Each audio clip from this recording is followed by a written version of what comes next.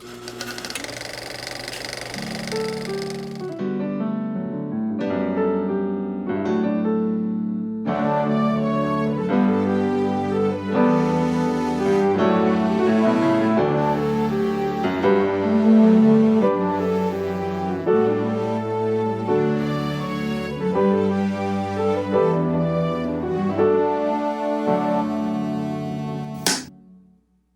got to ask, before you undertook Mexican Moon, Chris, did you get your head examined or something? Because you're writing, you're directing, you're producing, you're cinematographer, you're editor, and you're acting.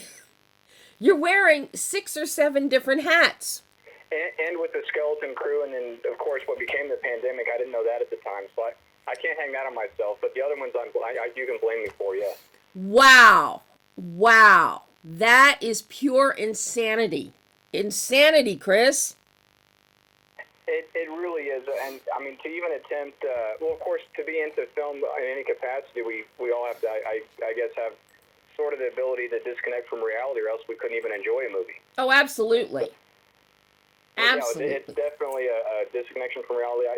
Many years ago when I was at OU, the University of Oklahoma, I actually met Greg Fredrickson, who was a producer of The Godfather, and he's from Oklahoma originally, as I am also, and he was telling us about all the adventures and the behind the scenes of making his, all the classic films like The Godfather with Coppola, but also he was doing independent films, and he said that making an independent film is like trying to launch a satellite from your backyard and get it to reach orbit. Yeah. It's very challenging. Very challenging. And especially when you're wearing, because I have known over the decades so many independent filmmakers, young filmmakers like yourself, that you think, I can do this. I can do this. I'm writing it. Okay, I'll direct it too. Oh, okay, we don't have money for a cinematographer. Well, I can do that too. And you just start adding and adding, and then before you know it, it's like, what have I done? Um, you know, but where did it all starts with the story? It all starts with the idea. Where did you get the idea for this story? It's tailor-made to be shot in a small town, as you did here.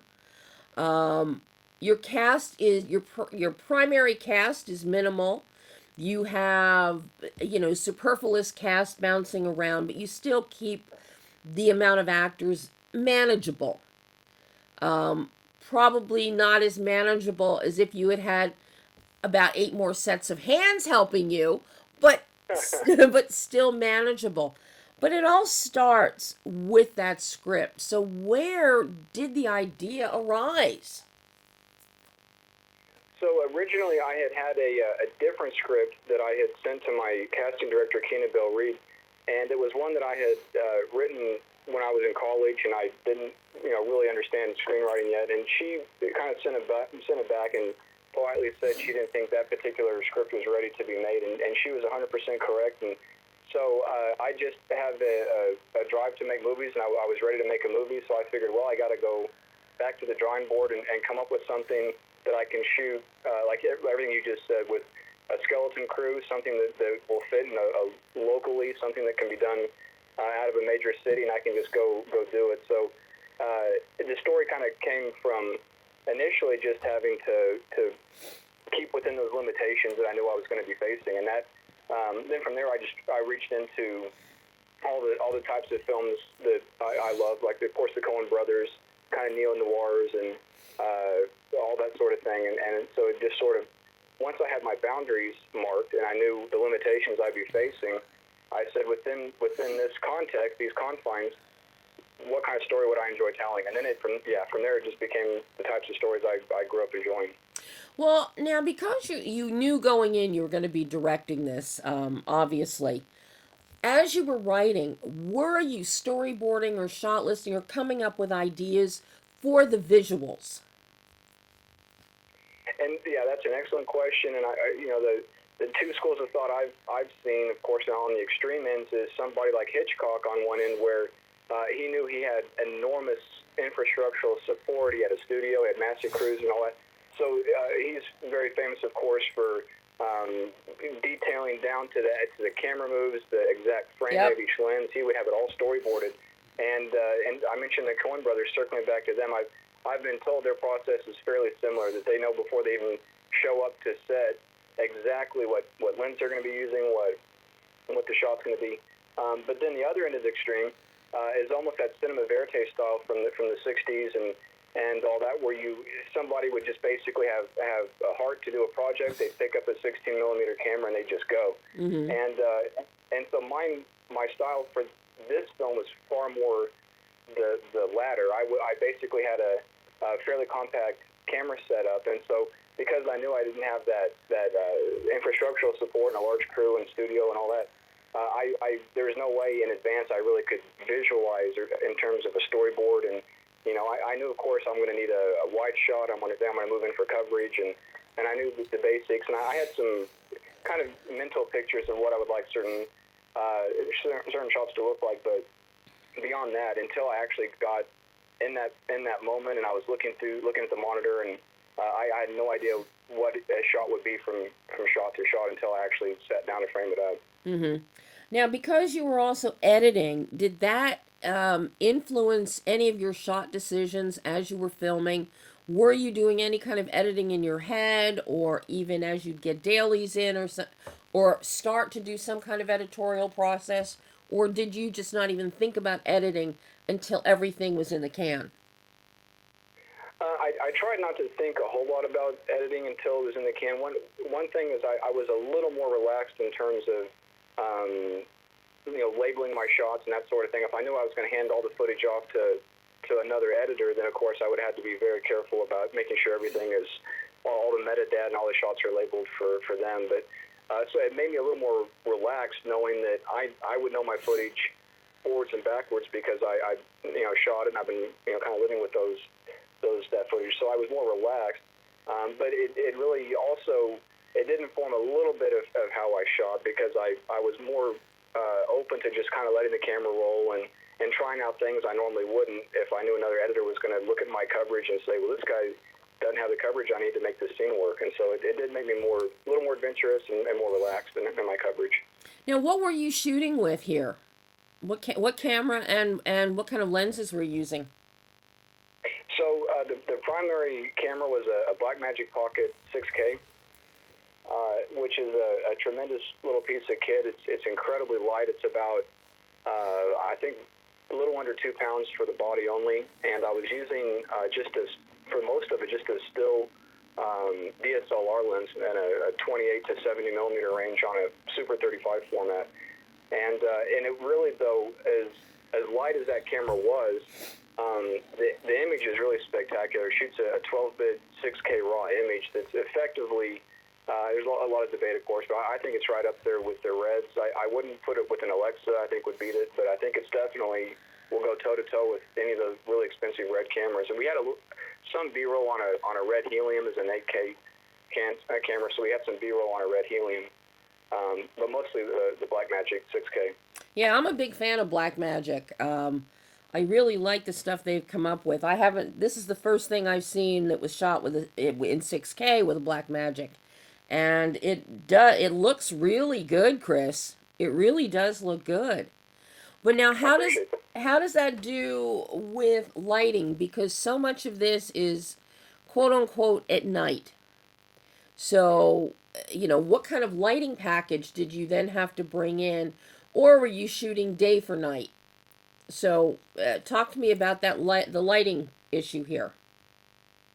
The lighting it was a minimal package, and by minimal, I used some bicolor light panels, but mostly it was a set of just kind of LEDs with a Fresnel lens on it. And I really love Fresnel lenses and spotted light, so it was like the whole setup. It was a limited lighting setup because, of course, I didn't get a grip truck down to Hico and have all the options there. So I kept the lighting kit really small. But one thing about the way I approach lighting that's I think pretty different from current movies, but it is a throwback to old movies, is that idea of motivated versus unmotivated light. And the newer school of cinematography, it seems like they ask the question, how can I shoot this scene as dark as I possibly can with as little light and still get an exposure? And then the second thing is they seem to be very big on motivated light. So if characters are sitting in front of a large window, then they put the light on the other side of the window, and they try to only mimic where that motivated light would be coming from. But the way I approach it, it's like when you watch a Hitchcock movie, to circle back to him as a kind of a classic example. They put lights everywhere. If they wanted a light on a back wall, they would just throw a spotlight on that wall.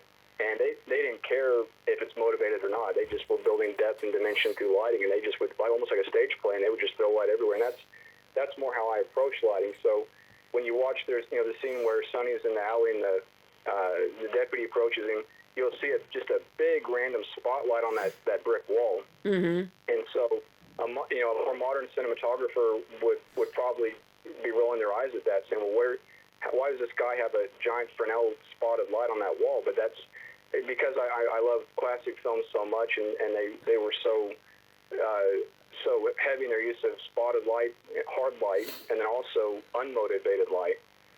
It kind of gave a visual throwback that I like to classic films. Mm-hmm.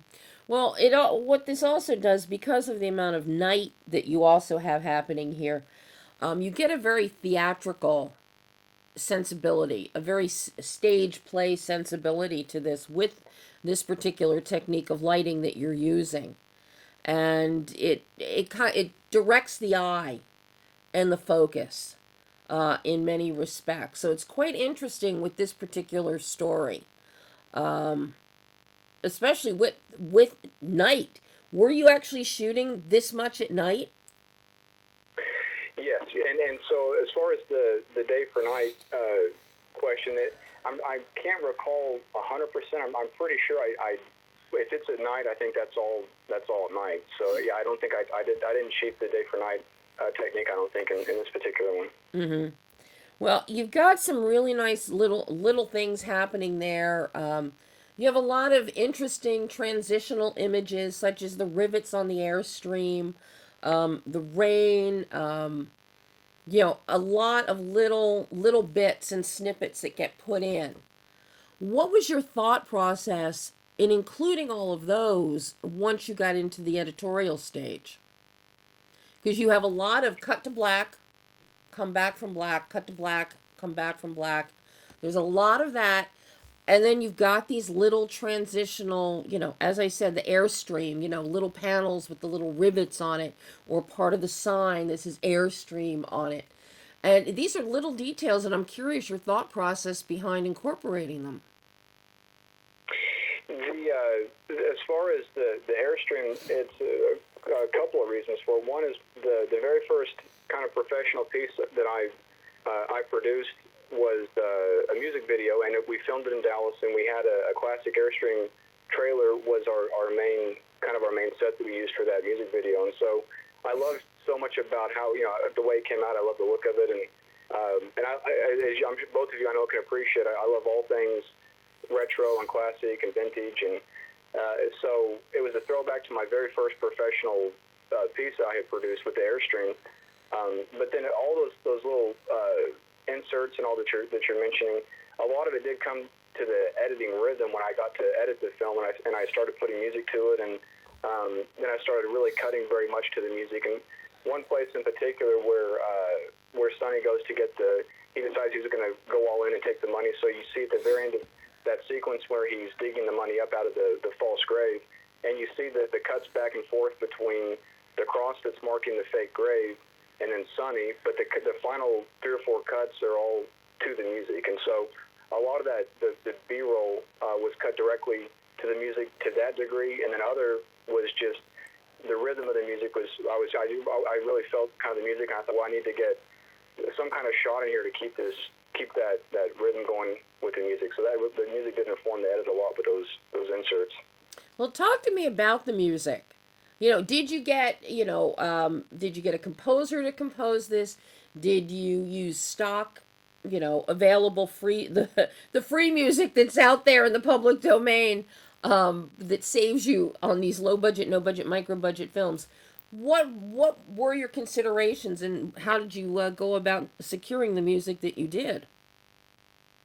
Well, that's always a tough thing for a writer, director, editor. As you know, once you get a particular song in your head for a particular scene or movie, and especially when you're editing, if you're using a certain temp track you're cutting to, and then it turns out you suddenly realize, oh, wait a second, I don't have the rights to this music, but I've cut this whole sequence based on it.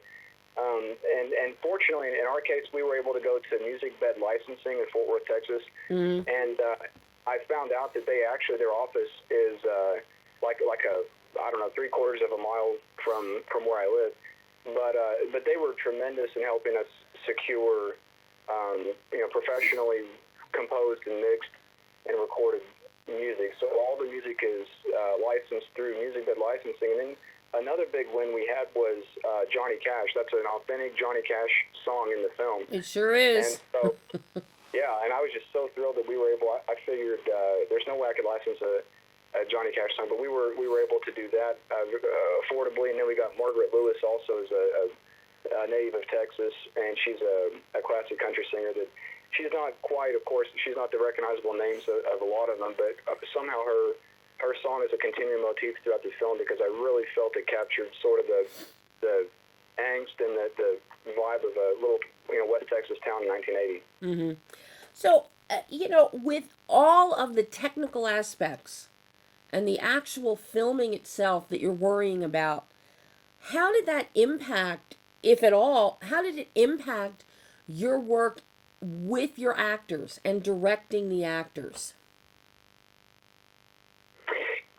It was a challenge, like you mentioned, to do all of that. The biggest thing was really going from setting the exposure and going through all the lensing options, the framing options, which of course is highly technical, and then switching gears in my mind to suddenly now I have to work with my actors, or I have to actually get in front of the camera and act.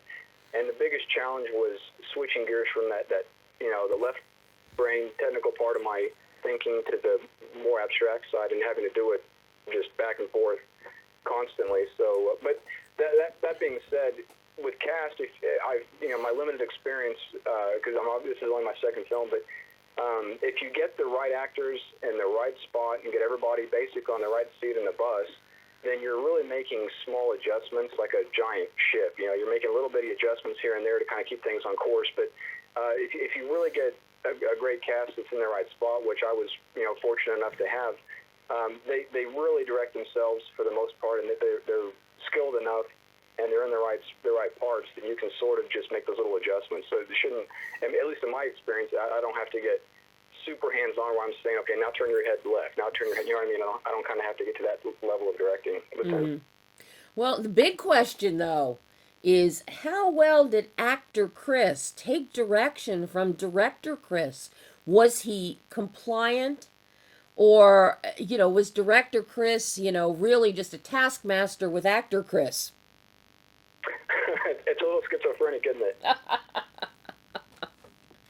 Yeah, it was a little bit bizarre, but I'm definitely hard on myself. Of course, I push myself really hard, and so director Chris is very critical of actor Chris, and then actor Chris is I'm probably insecure to a degree, with the director side of it, because I'll start second guessing myself, and then I think, well, no, I just have do it, kind of follow your gut, and then trust the process and see what happens. And the worst that's going to happen is it's not going to work, and you can do it again. So.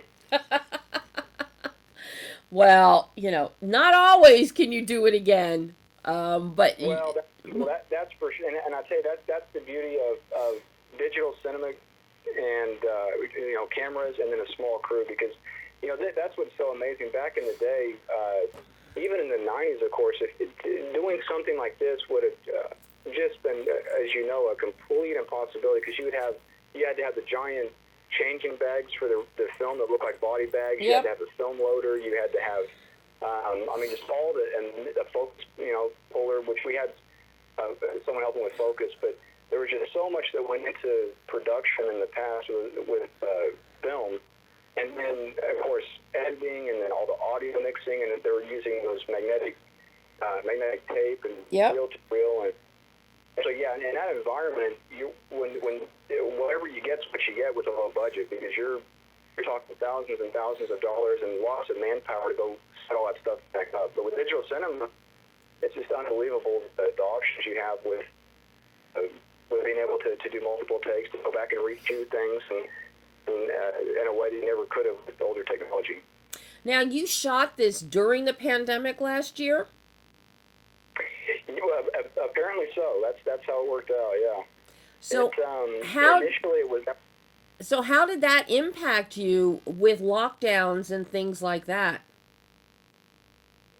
The very first part of our production, we went out and shot, I think 4 days total, 2 weekends to kind of get the ball rolling and get some momentum built up. And that was pre-pandemic. So that was, we heard kind of rumblings of what may be coming on the horizon, but we had absolutely no clue those first two rounds of production what was coming. We just had no idea. And so then it just suddenly, it hit, and it hit really big. And so our filming in Texas, of course, the State Film Commission, issued the stop order on production. So we stopped production. I personally went to Oklahoma, where I'm from, to be with family for 3.5 months. And so we had to just close down production for 3.5 months.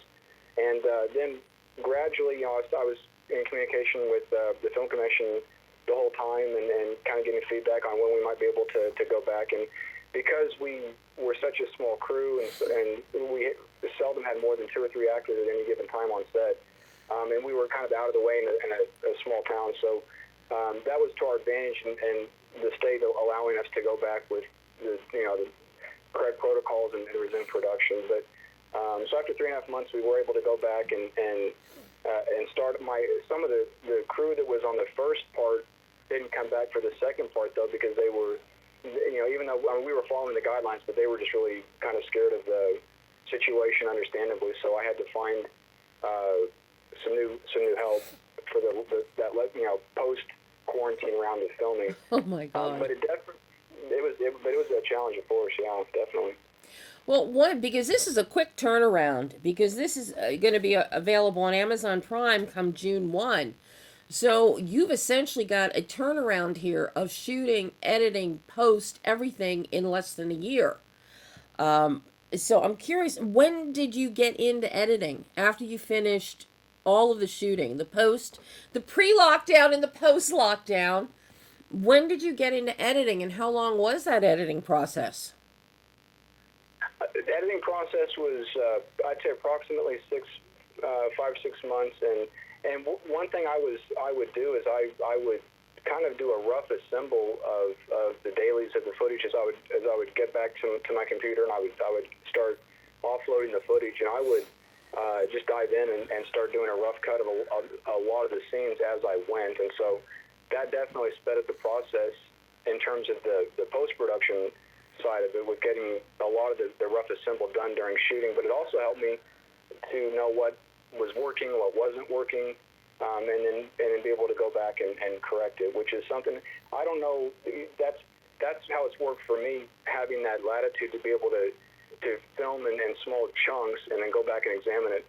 But I don't know, with a more traditional approach, you would have 20 shooting days and then that's it. So whatever you get in that window is all you have. But a lot of times I've found on this film especially that once you start shooting stuff, it of course takes on a life of its own. And plot points that made perfect sense when you're drinking a cup of coffee and writing the script suddenly don't apply anymore. They don't work the same way. And so you have to go back and change stuff. And that's that. So I was blessed to be able to watch what I had, do a rough edit, and then see what's working and what's not. And that, but it was a very quick turnaround. And part of the reason for that mainly was keeping things so small. I think it was Robert Rodriguez mentioned how, if you're going to run a marathon, you don't go put on a suit of armor and then a heavy backpack. You get light, you strip everything down to the bare minimum, and making an independent film is the same way. Because I had just stripped everything and kept everything so compact and so light, and I was working on multiple fronts as I was going, it really did speed it along. So now one last question for you, Chris, before I let you go.